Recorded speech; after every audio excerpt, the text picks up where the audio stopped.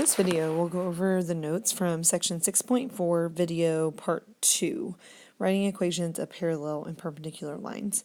In part 1, we learned about the relationship that parallel lines have and that their slopes are the same.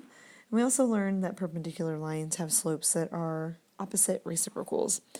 You're going to see that what we're about to do is very similar to what we have done in the past sections of this unit, in that we are trying to write an equation. And remember that our equations need to take the form, sorry, my pen is not working, y equals mx plus b, which means that we need to know the slope and the y-intercept of the line we're writing the equation of. So, take a look at example 1a. We know that it passes through the point -1, 1, and we know that it is parallel to the line y equals 2x minus 3. In math, we're always trying to make things look like things that we already know how to do. Well, in a previous section in this unit, we learned that if we know the point and the slope, we can find the y-intercept and write the equation.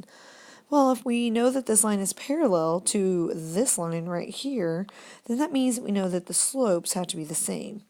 Well, the slope of this line is 2, which means the slope of the line I'm looking at is also 2 because they are parallel lines. So there's my m. I also have a point x and y, so I'm ready to find my b by plugging everything into y equals mx plus b. So I have 1 equals 2 times -1 plus b. I'm going to multiply my 2 and my -1, get -2, and then I'm going to add 2 to both sides to solve for b. So my b value is 3. Looking at y equals 2x plus 3 for my final equation. Now example 2, is a little bit trickier because we're looking at perpendicular. Well, our slope of this line right here is -2 over 1, which means the slope of the line I'm looking at is the opposite reciprocal.